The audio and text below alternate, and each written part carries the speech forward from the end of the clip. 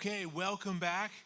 We're here for the final session of the day here in the U.S., and we are joined by Dr. Lisowski, who is joining us from Australia, where it's currently 3 in the morning. So we super appreciate you getting up way early in the morning. But yes, this is the afternoon of world experts. So we are joined by one of the world experts in gene therapy to help walk us through what would gene therapy look like for SATB2. So without any further delays, welcome and thank you for being here. Thank you very much for having me. And thank you very much for having me. And it's not so bad. It's 4 a.m., not 3 a.m. It's okay. It's perfect. All right. I will hopefully be able to introduce to you the work that we do here and how I imagine what I've established in Sydney could be used to develop a therapy for SATB2. A quick disclaimer. I want to start with this slide because let's be honest, I don't do most of this work. The work I'm going to talk about is done by members of my team, displayed on the picture here. And I also want to acknowledge the various sources of funding, both government agencies on the bottom and some of the companies I work with, but also foundations, as a lot of work that my team is doing is funded by foundations and families affected by genetic disorders. I'd like to start with a big picture, and I'm sure that a lot of this, what I'm going to say next, is known to many people in this audience. Nonetheless, I like my talks to kind of take a full picture here. So many of you may know that genetic diseases impact more people than HIV and cancer combined. There's over 7,000 disorders, and every year they affect over 8 million children. And just from the talk we just heard from Yuri, we know the frequency of mutations in SATB2, and that translates to about over actually 4,000 children born with this condition every year. That's a number that we cannot change. Those mutations happen randomly. What we want to change, and I hope my talk was going to do this, explain how we're trying to do this, is change the future of these children. We're trying to bring them to where they're supposed to be and make them as normal and give them the same future as their siblings and classmates. So we live in exciting times. Despite the fact that there's all those diseases, all this sad information I started with, there's a lot of excitement, at least in science. We actually, many of us have witnessed 3 very important revolutions that are going to be critical for the talk I'm going to give you now. The first one is the one on the left, is recombinant DNA revolution.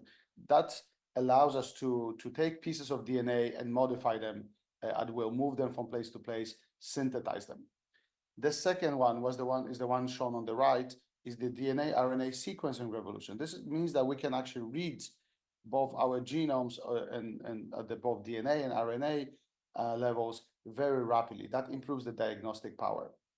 And the last one, the more recent one, is genome engineering revolution. We can now go into the cells and we can modify the genes at the very specific locations at will.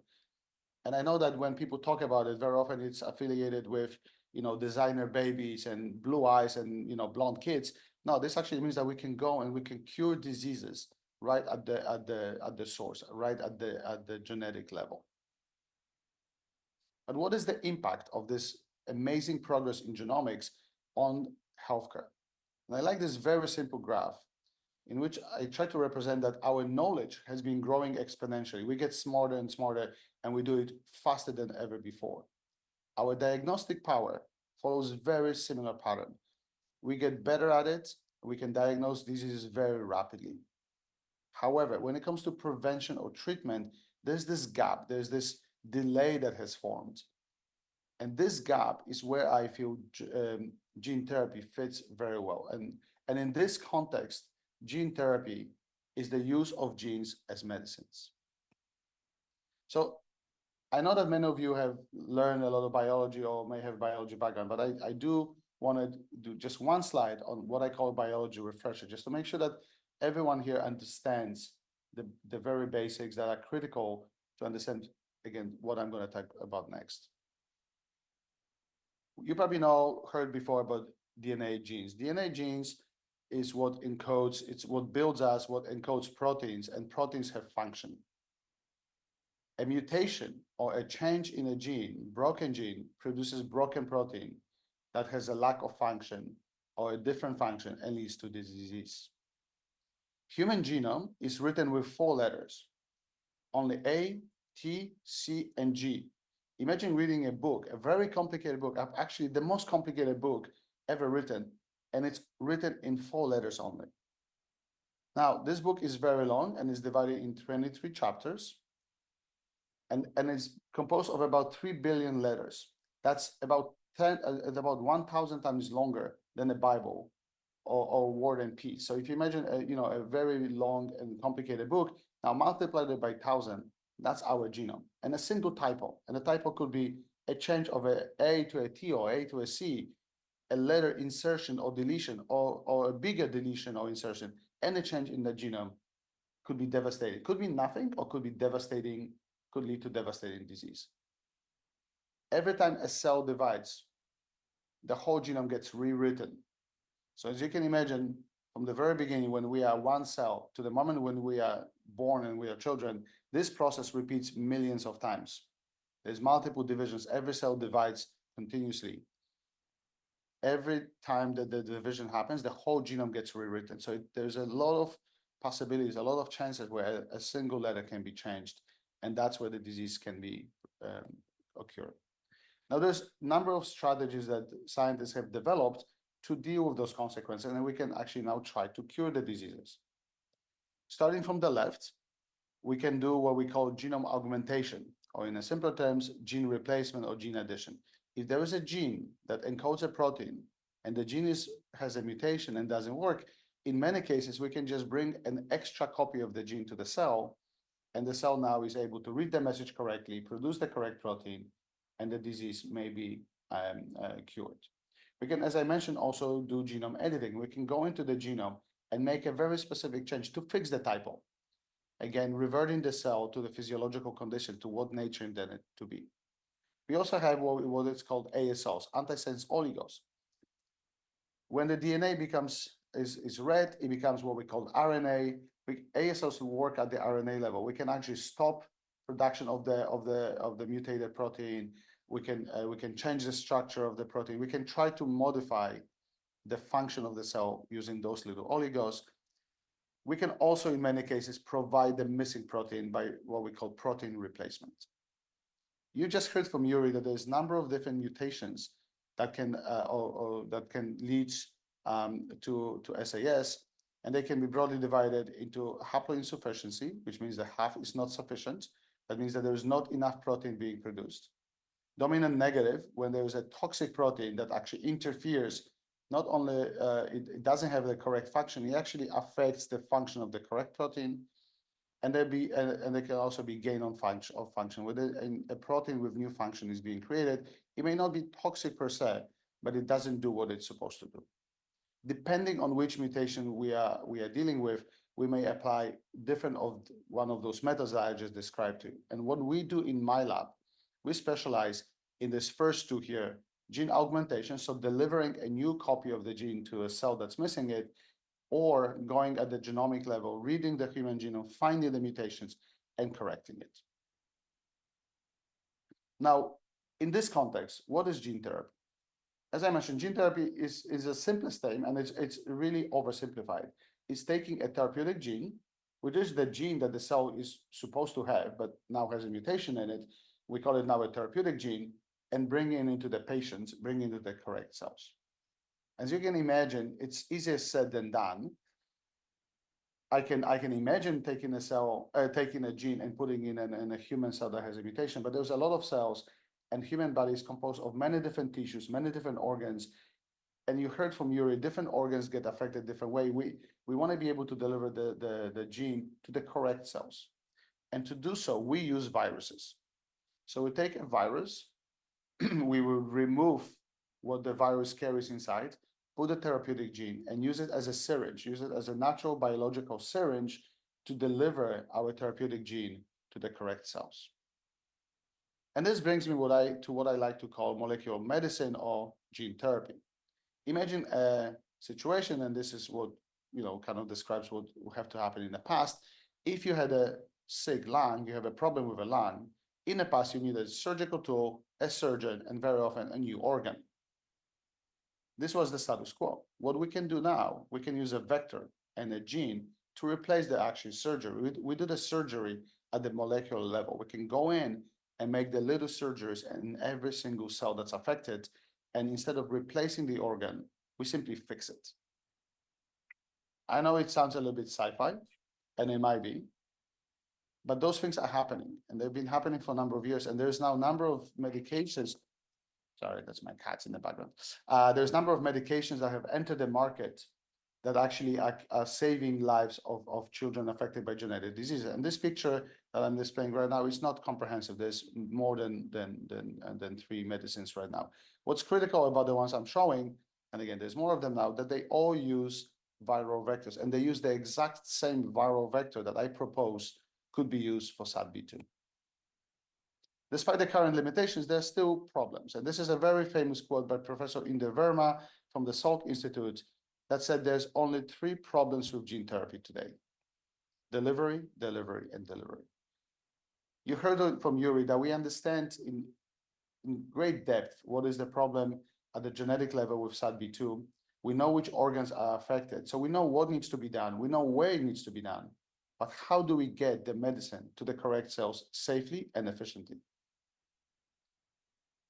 For this purpose, I use a very specific virus, which is called adeno-associated virus. I know it's a handful name, it's quite complicated. We simply call it AAV. And we call it, it has a pet name of almost a virus, because I know this picture here shows large viruses, and everyone always kind of looks at the big virus here. This virus here actually is what causes respiratory, it will give you a cough. It's a common virus that we get infected with. The virus we use for our therapeutic purposes is this little guy here. It was found as a contaminant of a culture of this big virus. With this big virus is called adenovirus, which is why the small virus is called adeno-associated virus. It's associated with the big virus. It is a small and semi-simple virus. It has 2 main elements. We call them rep. Those are the functional elements of the virus, and cap, which is the structural element of the virus. And the structural element is very important for delivery because it actually makes the virus and dictates how the virus is going to behave as a therapeutic. Now, we don't actually use viruses. In therapies, we use what we call vectors. And here I'm trying to explain what is the difference between a virus and a vector. So the AAV virus, the simple cartoon here, it represents the virus. You see the 2 elements, rep and cap, that I just mentioned. When we convert a virus into a therapeutic vector, we remove all the viral elements. So the rep and cap are removed and put in what we call in trans, or other way, you can say it, on the side. And then we now have a space. So where rep and cap used to be, this is the space when we can put our therapeutic gene. When we put a therapeutic gene, and I'll talk about it in a second, we also have to put other elements that allow the gene to be expressed in correct cells at the correct level. And this is what we will call a promoter and a poly-A. Those are just scientific jargon for regulatory elements, things that need to be brought together with the therapeutic gene to allow it to work correctly.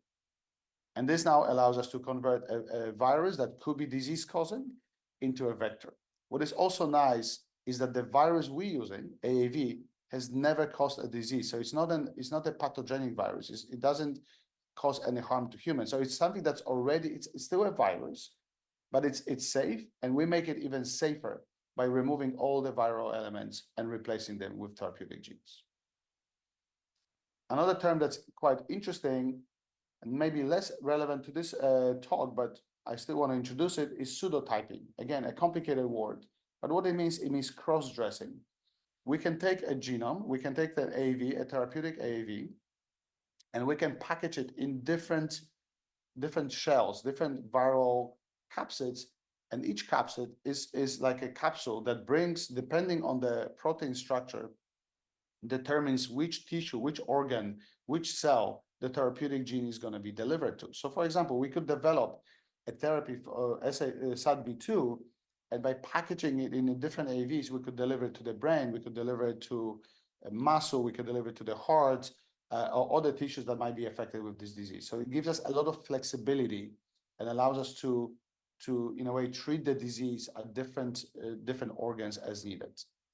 So in addition to the tropism, which is what I just described, which cells or tissues the vector would target, another two very important properties that the choice of capsids affects is how easy it is to make, how easy it is to produce this vector.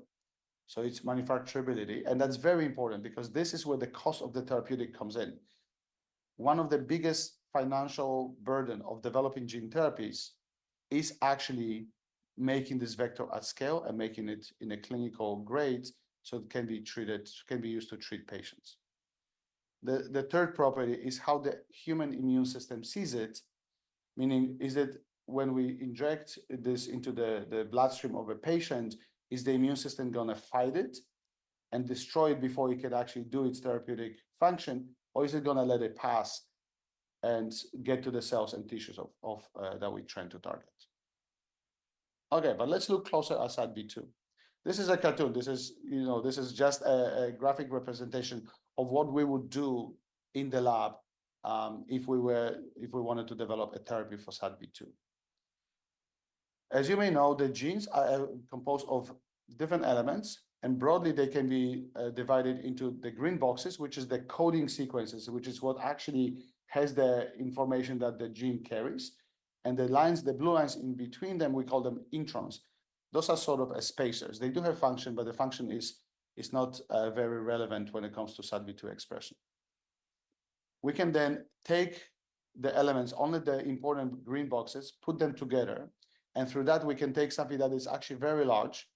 I know that the number may not mean much to you, but 202 kb, that's a very long sequence. We can actually bring it to a smaller size, a size that can actually fit inside of the viral vector. We don't necessarily bring the same regulatory elements that drive the correct level of expression inside of the genome. We replace it with different elements to make them fit into the viral vector and behave correctly when this gene is delivered as a therapeutic. We then combine it with the correct vector capsid, so the correct shell, to ensure delivery to the target organ, in this case, for example, the brain. Now, when it comes to delivery, we would use what we call AAV number 9. And I'll explain in a second why we use this AAV. One of the reasons this AAV is what we could use is that when delivered into the bloodstream, this virus is the only virus known today to travel through the bloodstream and actually very efficiently enter human brain, and then allows it to deliver the therapeutic cargo to neurons, which are affected in SATB2 and other diseases that we might be interested in. What's more important, that this therapy, this vector is in clinic and it's actually on the market as a treatment for a disease called spinal muscular atrophy. And this is a medication developed by it's called Zolgensma, is developed by Novartis. So what we have been doing in the lab, and I'll talk about that in a second in the context of another disease, we take what has been approved by the regulatory agencies all over the world. We take Zolgensma, which is graphically shown here, and we simply replace the therapeutic gene itself. In Zolgensma, it's called SMN, and in SAS, it will be called obviously SATB2. We then don't have to change anything else. That means that the regulatory agencies are more willing to allow this new therapy to enter the clinic because we are actually piggybacking of something that's already proven to be safe and effective in clinic. Now, to do this work, we actually have to have access to quite a lot of complementary expertise. And broadly, I can divide those into tool makers and tool users. And those are the expertise that my team has collected over the years. And we also collaborate with investigators, both scientists and clinicians globally, to complement our expertise. And our expertise, or what my team has developed, is various expertise when it comes to gene delivery, gene editing technology, and viral vector production and development. On the other hand, we have the tool users. So this is the clinical aspect. So it's understand the molecular basis of the disease, the organ and target, and that needs to be, the cells that have to be targeted, the genetic variants that Yuri was just talking about, and access to patients. And when those two things come together, that actually increases the therapeutic reach of the technology and can ensure safety and efficiency, or increase the chance of safety and efficacy of the clinical trial. Specifically, when I look at my team, we have a number of expertise that we've built: viral vector development. We can develop cellular models of the disease at the cellular level, or animal models. We do a lot of bioinformatics. We can actually we can use the computers to do a lot of design, but also predictive modeling, so that we can again increase the chance that the treatment that we're going to develop is going to be effective in clinic. We have a genome editing expertise. We have vector manufacturing expertise, and I will talk about that in a couple slides again. And what's more important, we have now, we are still working on it, but we are building expertise in clinical trial design. In how do we design not just the research, but also how do we take the new medications or drugs that we develop to the clinic, to the patients. And this is very difficult when it comes to rare diseases, because this is not usually what the system has been utilized for. Usually we would go after common diseases, and the path that the governments have created are more commonly utilized for common diseases. So there are very unique challenges when developing a treatment for a rare disease like SATB2. I like this slide because it shows that to get this team together, it took quite a lot of work, and I had to reach to many scientists from many different countries. My team is quite international, and it's a great environment to work with, and really a spectacular team of people that support me every single day in the lab. But why are we doing this? And this is the reason. About 80% of the work done in my lab is funded by families like yourselves, and foundations and organizations that actually aim to develop, to use the tools, the genetic tools that my lab and other labs globally have developed over the decades, to actually put them to use and cure the diseases that affect pediatric populations. So we work with many different families. We work with children. We know the children, and we're working to develop treatment for very special children out there. And this picture is also amazing because you can see everyone is smiling. Despite the very challenging life that many of those kids are facing in their families, they're continuously smiling. They have incredible energy that my lab totally feeds off, and puts us to work every day. So now when it comes to what we have established in Australia, in Sydney, is since I moved there about 8 years ago from America, we have established what we call Australian Genomics Therapeutics Center. And this center brings together research labs like my own, and I'm not the only one. There's many different similar labs that have similar or different expertise that we work closely together. More recently, we've actually convinced our government to give us over $135 million to build a vector manufacturing facility. That means that we can now develop the treatments, we can produce them on our campus, and we have clinical facilities that are specialized in gene therapy, so that we can also take those therapies and treat children. That means that we can take a patient all the way from detection to treatment, all on one campus. This is also very important because we do try to work with commercial entities. We try to get their support when it comes to translation, and it's a little bit easier because the Australian government also provides a very lucrative tax incentive for commercial entities that enter Australia, which is why some of my research is supported by by commercial entities, because they get a pretty good tax incentive by investing into those very difficult projects. Now, in my lab, we have a number of ongoing projects, and I'm going to talk more specifically about CTNB1 as an exemplar. It's a very similar disease to SATB2. We also have working on a number of other rare, more common diseases. PGAP1 is a unique one, and one I want to quickly mention. It is a genetic disease, but interestingly, while we were working to develop gene therapy, which is again what my lab specializes in, we came across a small molecule that seems to be helping with this disease. So instead of developing something way more expensive and way more difficult to bring to clinic, such as gene therapy, we actually have switched, and we are now developing the small molecule, which can be taken as a pill, as a supplement. So The message here is that while we are set to treat the genetic disease at the genetic level, we also want to keep our eyes open for other potentially quicker and simpler solutions, and not be just dedicated to one path. It's important to talk to multiple people, explore multiple options, because we never know what's going to get us there faster and safer. But let's look at CTNNB1. This is a great example, a project that I've been working on for about 4 years now, and it's a very similar project to what development of gene therapy for SATB2 could be. So CTNNB1 is a severe and rare neurodevelopmental disease, first described only in 2012. It's the most common cause of misdiagnosed cerebral palsy. So the numbers of patients that we know about today may be actually misleading. There might be more patients that are currently still diagnosed with cerebral palsy. It's autosomal dominant, so it's very similar to SATB2. And it's a little bit more rare. So it's about 1 in 50,000 individuals that are born with this disease. In contrast to SATB2, we actually had to do a lot of legwork. We actually had to perform what we call genotype-phenotype correlation studies. So this is a lot of the things that Yuri was just talking about. We need to understand how different mutations in this gene translate into different symptoms in patients.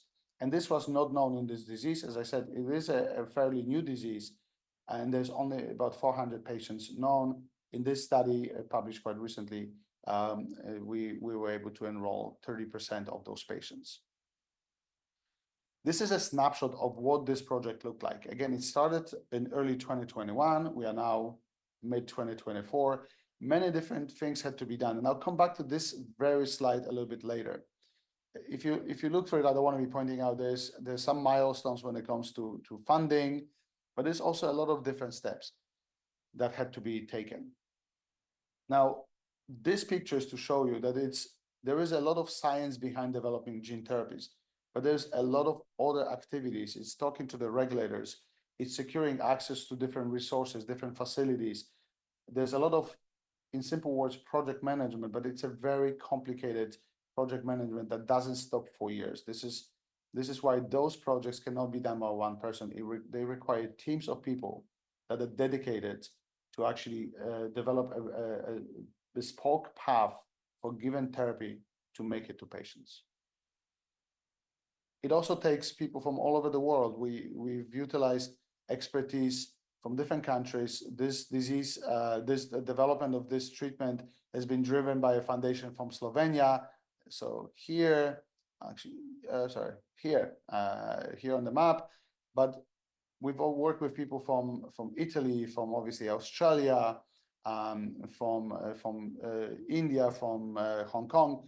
There's multiple people that had to come together to allow us to do this. Here I'm going to show you a little bit more details what has been done. Again, still a broad overview. We designed a number of different viral vectors. Since those diseases have never been treated in this way, we actually don't know which combination of the genetic elements will give us the best result in patients. So we designed a number of different constructs, and we then test them in available models of a disease, and we develop new models. And we use animal models if we have to. We use patient-derived cells and organoids. Organoids are what we called organs on a dish. We then went into manufacturing. This has been done in collaboration with Virogen. It's a facility in Spain, and we are now approaching the phase 1/2 clinical trial, which in this case is going to happen in Europe and in Australia. All this work was possible because of one parent. She has united multiple other parents, so there's more people now in this, but the project was started by a very dedicated parent. Her name is Spela, and she's shown here with her son, Urban, affected by the disease. You see her husband here. She, over the last 4 years or so, she has organized concerts. She has, moved masses to bring the people together and donate money to make this project possible. Those projects take time and they're very expensive. Again, bringing back the slide that you represented, when we look at the different mutations that can lead to this disease, currently, the therapies that are approved by governments would concentrate on mutations that lead to haploinsufficiency. So the mutations that lead to the loss of function of the protein, which means that the way that we could treat this disease is by delivering an extra copy of the disease. That does not mean that we want to leave the other children without help. It just means that we cannot help everyone at the same time. We need to follow, to some extent, what the regulatory agencies approve. We need to be logical about it. We want to start with patients that we can help with current technology. And as the new technologies enter the clinic and get validated, we then expand into other populations of patients and help them. While we want to help everyone, we want to make sure that the therapies we develop are safe and efficient. And because of that, we only want to, for now, work with the therapies that have been validated clinically in the context of another disease. So this is a simple overview of how a project like this could progress. We usually would start with an extensive literature review to understand the disease. Obviously, a lot of this work, as you just heard from Yuri, has been already done, so we are in great shape. We would then design a number of clinical vectors, looking at different regulatory elements and different parts of the gene that will have to be brought together and packaged into the viral vector to ensure that the protein that we are delivering and expressing in patient cells is functioning correctly at the correct level and in the correct cells. We perform vector yield studies. Again, we want to make sure that the vectors are produced at scale and we can produce them semi-cheaply to lower the cost of the therapy.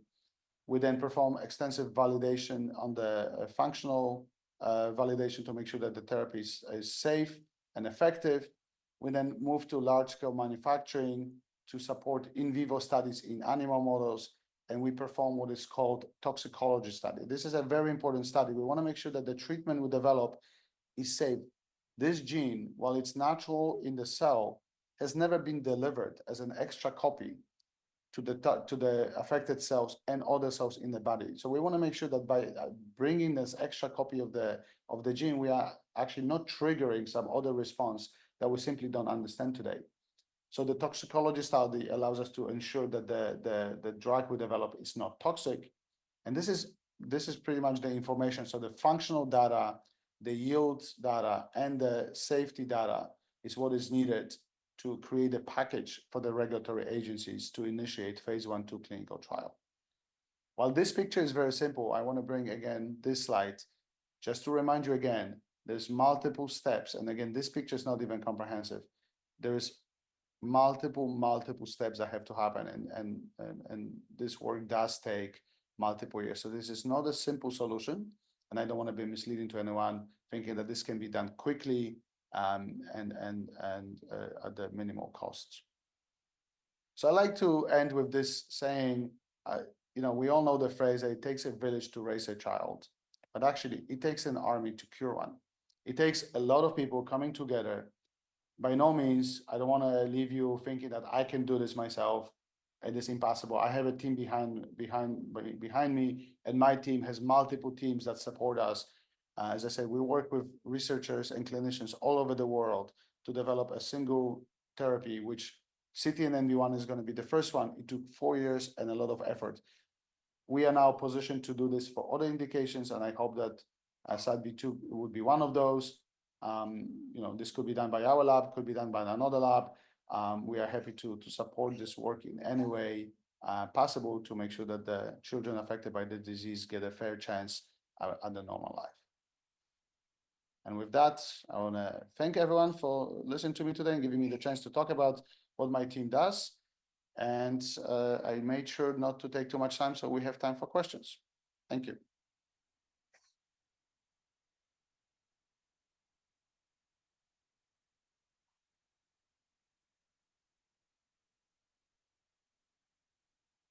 We'll open for questions. There was one question that came in on the chat that I think we can get started. Is would gene therapy like this be appropriate as treatment for kids or adults, or at what age might treatment be most appropriate?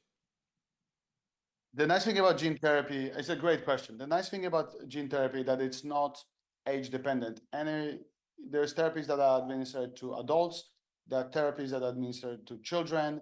We are even exploring options to do gene therapy in utero in some indications that some diseases that we may know that the child is affected before it's even born. However, having said that, there is, especially when it comes to neurodevelopmental disorder,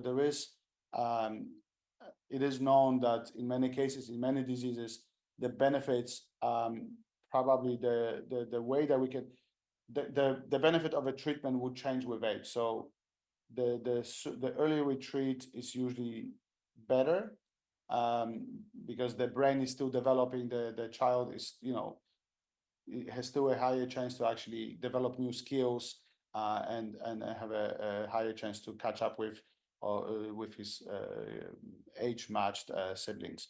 But again, we have never done it for SATB2. We have never done it for many diseases or majority of the diseases. So we actually don't know if there is no an age at which point the treatment will be, we wouldn't treat. But the rule of thumb will be the earlier the better.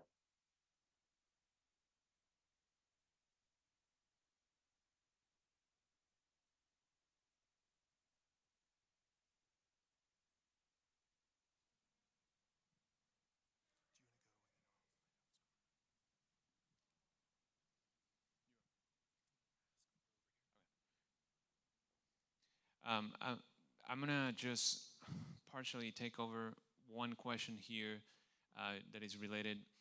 They're asking, how do you know if your child has a haploinsufficiency versus dominant negative or gain of function? So that is a critical question. And tomorrow I'll be talking a little bit about that. It's a little simpler. If you have nonsense or a frame shift or a splice size, in general, those are modeled to be haploinsufficiency, so applicable to what he's talking about. Missense are the ones that are much more complicated to understand. And I'll be talking about that tomorrow because we have some data that is showing that it's not as simple as we think. So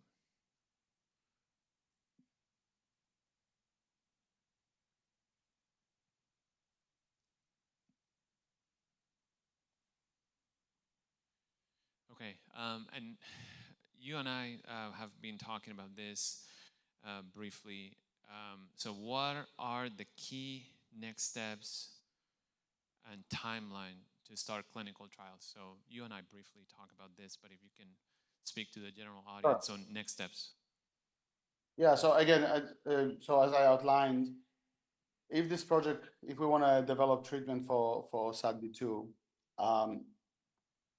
using viral vectors, which is the only one I can talk about. There's other ways that other labs could try to approach it. But if I was to develop gene therapy for SATB2, the next step would be to initiate the project.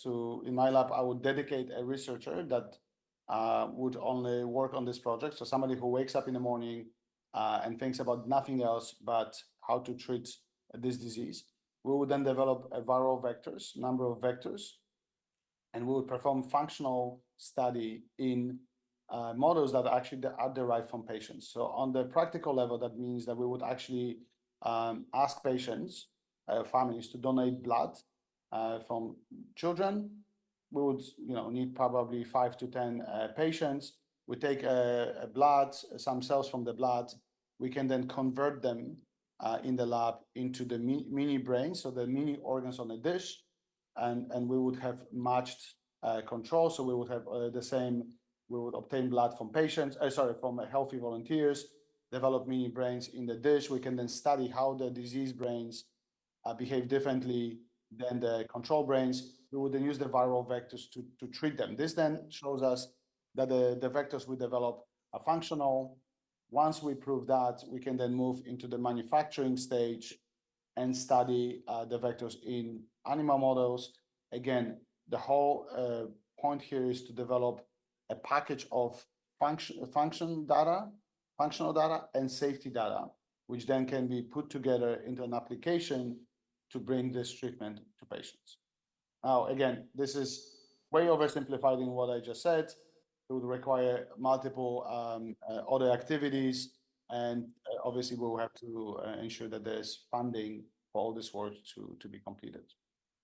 Would you mind just giving the audience and myself, I guess, a bit of a sense of how much money we're talking about through the steps, please? Sure. Now, as the project evolves, some of the costs are difficult or impossible to predict, especially towards the end. Just before you enter the clinic, there is a number of steps that the government you meet with the government. So let's say we want to bring the treatment in US, we would meet with the FDA, and in the discussion, the FDA would decide, do we want to have the final studies in a mouse, a rat, a bunny, a monkey, whichever animal model is the most appropriate. And obviously that would then dictate some of the timeline and cost. So that aspect cannot be fully predicted today. But from the beginning, when it comes to actually development of everything we do in the lab, that takes about 2 years, up to 2 years. And usually the cost will be about $500,000 total for over 2 years, $500,000 Australian dollars. So that's what is like 400 US dollars with the conversion, I think, maybe 350. And that's the 2 years. That's it's the critical aspect because that's where the treatment is developed and validated, but it's actually also the cheapest. Once you succeed and you start moving into the clinical, closer towards the clinic, so into the true translational part of the project, you start working with organizations. A lot of this work has to be done by someone else, so we go to what we call contract research organizations. And the reason for that is that the government wants to make sure that the data generated was not just generated by one lab, because there could be problems with that. You want to make sure that other people out there, especially organizations for which you pay them and they have no interest in the project themselves, can reproduce the data. So you pay for that. And then you also move into manufacturing. Manufacturing, as I mentioned, is the most expensive aspect. A single campaign that could produce 10 to 20 doses. So that will be enough for the phase 1/2 trial.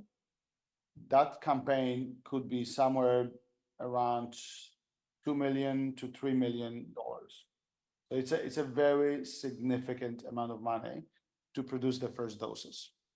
And then there is the cost of the toxicology study, as I mentioned, that could be done in smaller animals or non-human primates, depending on what the regulatory agencies recommend or require. And then there's the cost of the clinical trial itself.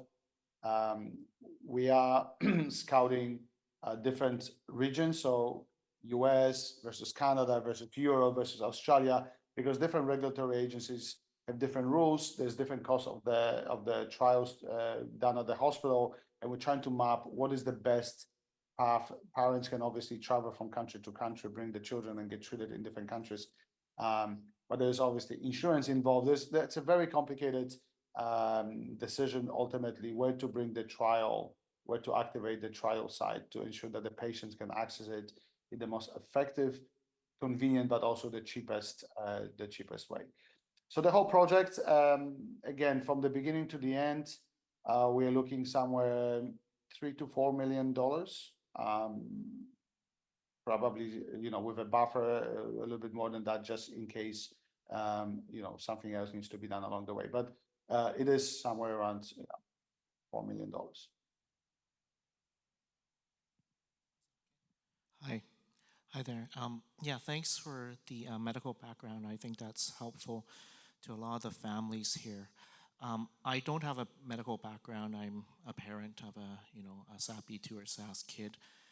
Looking at the process that you've outlined, there's quite a few steps involved, including, the funding piece, including the testing and trial pieces. I guess my question is twofold.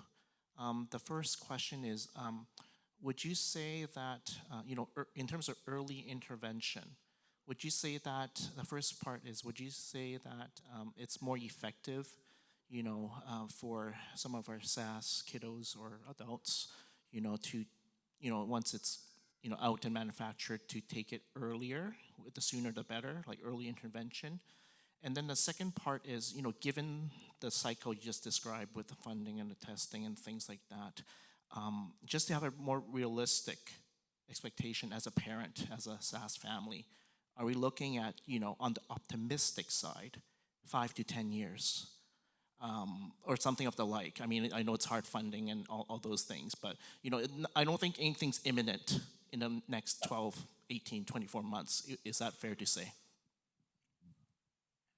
Okay, very good questions, very difficult questions, but very good questions. Let's start with the first one, the age.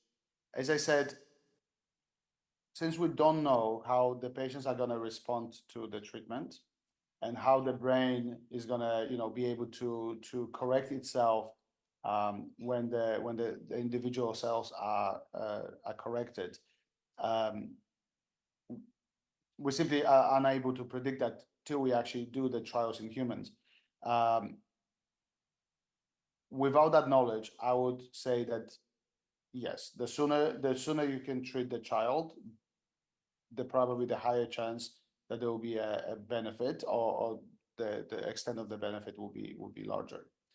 There is a backflip to it, and this is a little bit of an ethical discussion.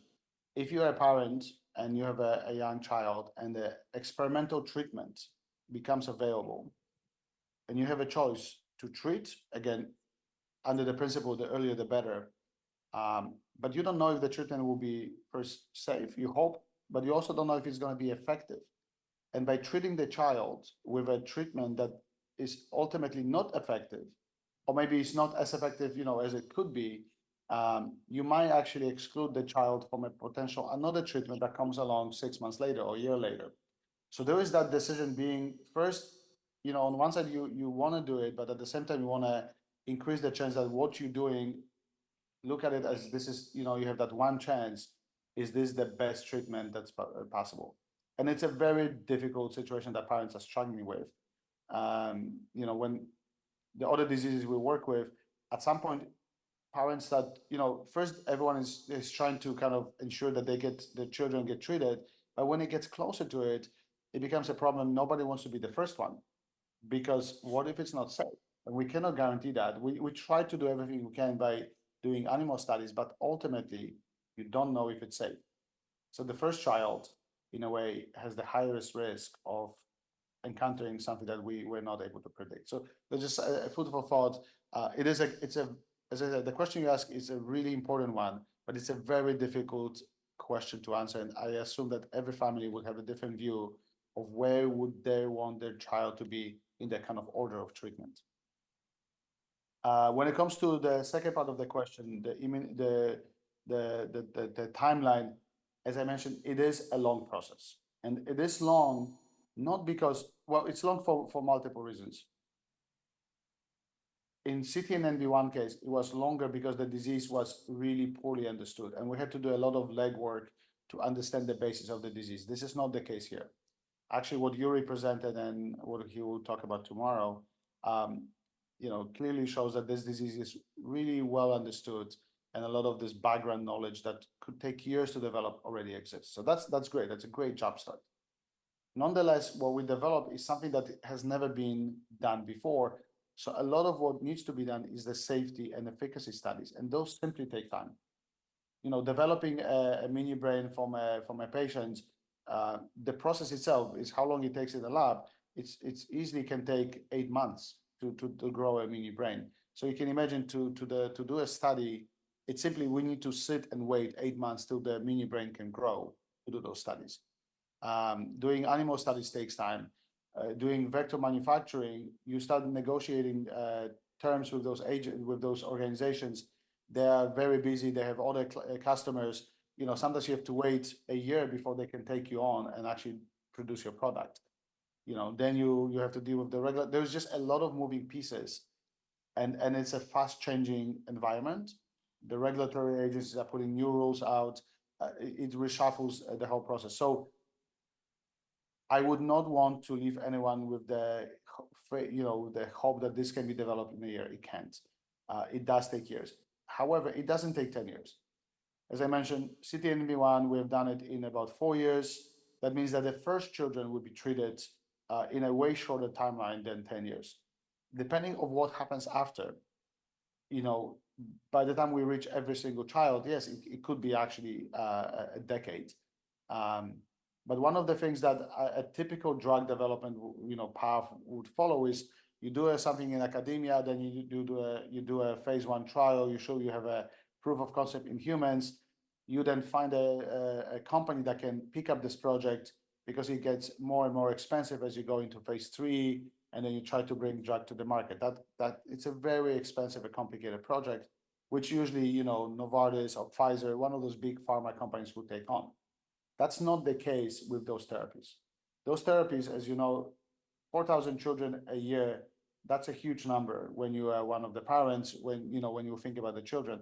But from the company perspective, that's not a market that is going to make them money, which means those therapies don't get sold or given to pharmaceutical companies. They don't want them because they're not big enough. New models are being developed where, for example, you conduct phase 1-2 trial, you prove that the therapy is functioning and safe. And one of the models that's being developed is one of the manufacturing companies decided to produce those the additional doses, and they keep them off the shelf. So now a parent who has a child with a diagnosed disease, as long as they have a clinical facility and a clinician who wants to treat the child, can simply buy themselves a dose. The dose gets shipped to the hospital, the child gets treated. And it's not a marketed drug. It's more what would fall under compassionate treatment scheme or a perpetual phase 1-2 trial. Again, different terms, different models are being evaluated in different countries. But that also means that while the first project, the manufacturing costs, as I said, $2 million or $3 million to produce the first 10 to 20 doses. After that, each dose could be purchased for, let's say, $200,000, one-time fee. You pay for the dose. You don't have to pay for all the studies. Those have already been completed. So the cost is high up front, but once validated, the cost per dose drops significantly. So again, I know I'm not giving you a straight up answer, this is how it's going to happen, or this will be the best path. We are doing in addition to doing a lot of science, we are doing a lot of business work in the background, developing new models where we want to develop, how do we bring those treatments to different patients, and also how do we bring them to patients for free. So we are exploring philanthropic models. Those diseases happen randomly. Some parents will be able to pay $200,000. Some parents are not going to be able to pay it. Depending on the country you live in, your insurance company may pick it up or not. We don't want that to be the decision maker in the process. We want to make sure that every child, no matter where in the world they live, have the same access to those treatments. So again, those models are being developed, and hopefully the future will be better. The last thing I want to say, it is probably the most painful sentence I'm going to make during my whole presentation, but it is important to say it. We always tell the parents that if you decide to be part of the process like this and try to develop treatment for disease like this one, it is best to go with an assumption that you're trying to help other children in the future affected by that disease and not necessarily your child. And this is because we don't know how long it's going to take. Ultimately, we don't know if the treatment is going to be functional, if it's going to be safe and effective. And we also don't know if a given particular child will be able to access the treatment. This is a medical decision that is done, a week or two before the actual treatment. And it's based on many different factors. This is, again, I'm not a clinician, but I work with them. And Yuri may be able to comment on that more. There's a lot of diseases that are outside of the control of the parent or the team developing the treatment. So we always hope that the child of the parents that are involved in the process are going to benefit, but it's better to go into this with an assumption. I'm trying to help other children. My child may benefit, and that will be sort of a bonus of the whole process. But we don't want that to be the only driver behind this, because that could lead to a very painful and disappointing result at the end. Again, I'm sorry I had to say it, but it's important not to mislead people, parents at this situation. I was asked just to wrap it up. Hopefully, did that answer your question very well? Yeah, okay. I thought it was pretty clear. In summary, it takes a long time and we're at the mercy of many other variables beyond our control. Like the part that we can control, it's a very specific amount of money, very specific time frame, sort of. But after that, it comes regulatory toxicity, and to the point that you can actually prescribe it, like Zolgensma say, that time frame is much harder to understand. One question that I had here in the chat, that similar to yours, we talk about one vector here, the AAV9, which goes to the brain, and one of the questions is, okay, would it target other tissues and other cells? And I've been talking about brain, stuff and development and seizures and behavior. So what happens to the bone problems? What happened to the teeth problems? All those things. So similar to your question, so as far as the timing of it, and even today I was talking about it had a prenatal function and a postnatal function for brain, but it also, many of these features, you don't see them until later in life. So could it be that a treatment that is given a little bit later in life still is helpful to prevent some of the seizures, or not only that, but like the bone and the teeth problems that we see later down the road? That also will be dependent on what type of vector you're using, because this AAV9 is very towards the brain kind of thing. Is that correct? Yes, so the nice thing is that if I brought back the picture of Zolgensma, the promoter, so the driver of the gene, is what we call ubiquitous. It actually can fire in every tissue.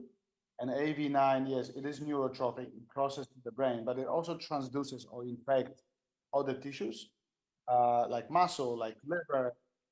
So systemic treatment, while we will treat the brain initially, other cells in the body, even cells that are at that stage maybe not affected yet, would also receive the treatment, and that has the high chance of affecting or curing those other symptoms that may occur later.